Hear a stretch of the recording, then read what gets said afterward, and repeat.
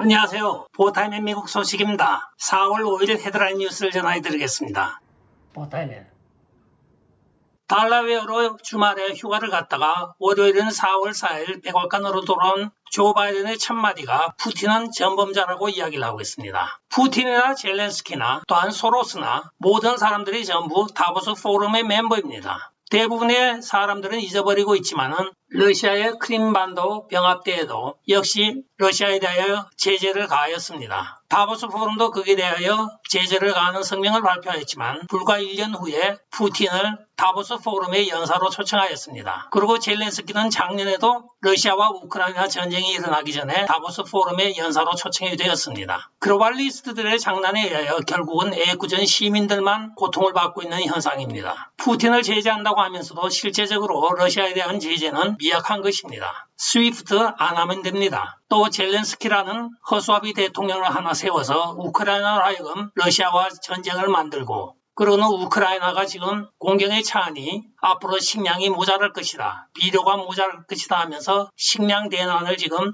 전 세계적으로 계획하고 있습니다. 일간에는 미국 내에서도 어떤 농부들 경우에는 트위터에서 미 농무성이 돈을 1.5배를 더 줄 테니까 곡물을 폐사하라는 트윗까지 올라오고 있습니다. 과연 이들 글로벌리스트들의 목적이 무엇인지, 또한 전 세계 인류를 아사를 시킬 것인지, 또한 백신을 사용하여 인구 감소를 할 것인지 도무지 정작을 수 없는 혼돈의 세월을 지나고 있습니다. 다음 소식입니다. 위스콘신주 37개 카운티가 2020년 선거 결과의 인정 취소를 요구하고 나섰습니다. 이것은 공식적으로 위스콘신주의 절반 이상의 공화당원 유권자들이 2020년 선거 결과에 대하여 인정 취소를 요구하고 있는 것입니다. 2021년 9월에 시작하여 약 17%로 시작하였다가 오늘날 결국은 51%를 넘어서고 있습니다. 이 인정 취소 요구는 지금 계속 늘어나고 있으며 현재 51%가 인정 취소를 요구하였으므로 의회에서는 인정 취소 절차에 돌입할 것으로 예상되어지고 있습니다. 위스콘신이든 어디든 한 군데만 무너지게 되면 2020년 대선에 관한 선거 인정 취소가 본물 터지듯 각 주마다 나타날 것으로 보여지고 있습니다. 다음 소식입니다. 오늘 주고자에서 밝혀진 바에 따르면 2020년 대선 때 단행의 투표용지를 투표함에 넣었던 사람이 여러 명이 있었습니다. 약 139명이 이 일을 한 것으로 발표가 되었는데 그 중에 몇몇은 자기들의 중간 허브, 즉 대기실에서 표를 수거하여 갖다 집어넣는 사무실로 민주당 당사를 사용한 것으로 나타나고 있습니다. 과연 이들이 민주당원과 연루가 되었는지 아니면 민주당원인지는 아직까지 수사가 진행되지 않아서 밝혀진 바는 없습니다. 그러나 이렇게 분명한 증거 동영상이 많이 확보되어 있는 시점에선 트루보드가 앞으로 하나하나 법적인 절차를 진행하겠다고 발표를 하고 있습니다. 다음 소식입니다. 라이노인 밀rom니와 리사 몰코프스키가 급진적인 마르크스주의자인 KBJ 대법원장 후보에 대하여 승인을 찬성하는 투표를 할 것이라고 오늘 밝히고 있습니다. 리사 몰코프스키는 성명서에서 나의 지지는 아무도 의심하지 않는 잭슨 판사의 자격에 달려있다고 이야기를 하고 있습니다. 그 판사의 자격이라고 하는 것이 아동성 충혈금에 대하여 미국 법원이 권장하고 있는 최소 6년 이상의 실형을 3개월의 실형을 선고한 것이 법률가적인 자격인지 모르겠습니다. 이 케탄지 브라운 잭슨은 지금 KBJ라고 불리는 아주 급진적인 후보자입니다. 이 후보자는 미국을 정오하는 테러리스트를 무료로 변호를 하였으며 아동 성범죄자들을 관대하게 처벌하였으며 국경을 개방하는 것을 찬성을 하고 있고 CRT 이론을 홍보한 이력도 가지고 있습니다. 완전 극좌적인 편향을 가진 이 대법원 판사는 판사로서 객관적인 자격 결여인 것입니다. 그러나 이 라이노들이 도대체 무슨 생각으로 이런 판단을 하는지 모르겠습니다. 한편 여기에 대하여 MTG 조지아 하원 의원은 몰코프스키, 콜린스, 롬니는 친소아 성애자입니다고 이야기를 하면서 그들은 방금 KBJ에게 투표하였습니다고 트윗을 하고 있습니다. 맞는 소리입니다. 친소아 성애자가 아니면 그들에게 결코 승인을 해줄 수가 없는 것입니다. MTG 의원도 프레임을 아주 잘 만들어가고 있습니다. 루키치고는 아주 의정 활동을 제대로 하고 있는 조지아 하원 의원이기도 합니다. 다음 소식입니다. 세계적인 언론 그룹인 모독 그룹이 소유하고 있는 미디어는 많습니다. 가장 대표적인 것이 팍스뉴스, 스카이뉴스, 뉴욕포스트 등등입니다. 그러나 오늘 밝혀진 바에 따르면 이 모두 그룹이 중국 차이나뱅크로부터 약 1억 달러를 융자받은 것으로 전해지고 있습니다. 이 론은 12억 5천만 달러 총 금액 중에 일부로 여겨지고 있으며 과연 12억 5천만 달러를 기표할 수 있는 충분한 재정적인 담보가 있는 그룹이 왜 1억 달러를 중국에서 받았는지 합리적인 의심이 듭니다. 혹시 피난적인 보도나 아니면 어떤 프로파간다를 위하여 뇌선생으로 1억 달러를 받은 것이 아닌가 하고 합리적인 의심을 해보기도 합니다. 다음 소식입니다. 도널드 트럼프 대통령이 지금 공경에 처하고 있는 소셜미디어 벤처인 트루스 소셜에서 2명의 핵심 인사가 사임했다고 로이터 통신이 전하고 있습니다. 지난 2월에 출시를 하였지만 그간의 기술적인 문제와 여러가지 문제로 아직까지 소셜 트루스가 제대로 작동을 하지 못하고 있습니다. 오늘 밝혀진 바에 따르면 기술 책임자인 조시 아담스와 제품 개발 책임자인 빌리 부저가 사임했다고 전해지고 있습니다. 2월 20일 출시한 지 지금 한 달이 넘었지만 아직까지 정상적으로 사용이 불가능한 소셜미디어가 되고 있습니다. 후임으로 누가 또는 어떤 기술자가 와서 이 모든 것을 다 해결할지는 아직까지 정해지지 않았다고 전해지고 있습니다. 빅텍에 의하여 모든 소셜미디어 플랫폼에서 쫓겨난 도널드 트럼프 대통령이 필요한 지금 소셜미디어 웹사이트입니다. 다음 소식입니다. 도무지 예측을 할 수 없는 조 바이든의 행동입니다. 조 바이든이 어저께 달라웨어 원자력 잠수함 진수식에서 부인을 부통령이라고 칭한 것까지는 좋습니다. 진수식이 끝난 이후에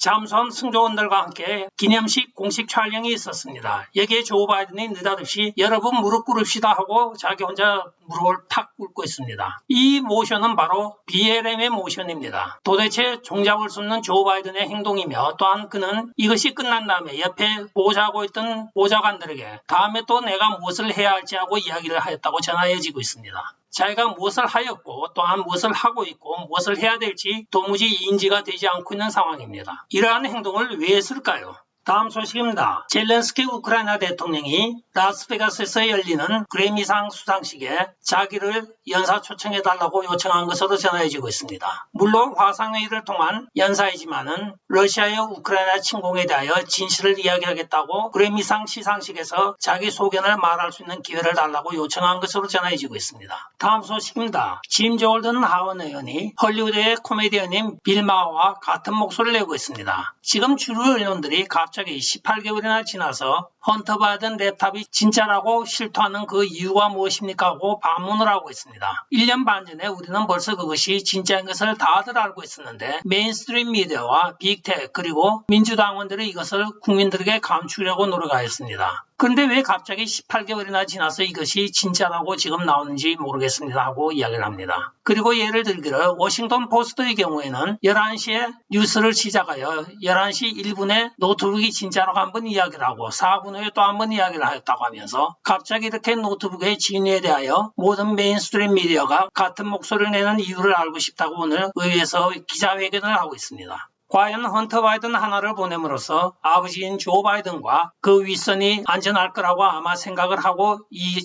이슈를 만들어낸 것 같기도 합니다. 그러나 언젠가는 모든 진실이 다 드러나게 마련인 것입니다. 다음 소식입니다. 윌 스미스에 대한 헐리우드의 역겨운 윗선을 지금 보여주고 있는 사건이 있습니다. 바로 헐리우드가 로만 폴란스키라고 하여 13살 아이를 강간한 영화 감독에게 오스카상을 주었던 사건입니다. 이러한 일련의 썩어 빠진 헐리우드 그들만의 리그를 바라보면 바로 마릴린 monroe가 하였던 말이 생각이 납니다. 헐리우드는 키스에는 1000불을 주지만은 영혼에는 50불밖에 주지 않습니다 하고 이야기를 한 그 유명한 문구가 생각나는 윌 스미스 사건입니다. 한간에는 윌 스미스가 이 사건을 사전에 계획하였다고 지금 알려지고 있습니다. 이들이 지금 전 세계적으로 윌 스미스 사건으로 모든 이슈를 다 덮고 있습니다. 그 목적이 무엇인지는 아직 모르겠습니다. 그러나 최근에 이슈를 덮는 작태가 워낙 미국에 빈번하다 보니 윌 스미스 사건도 지금 다른 이슈를 덮기 위하여 이슈를 만들어낸 것이라고들 많이들 이야기를 하고 있습니다.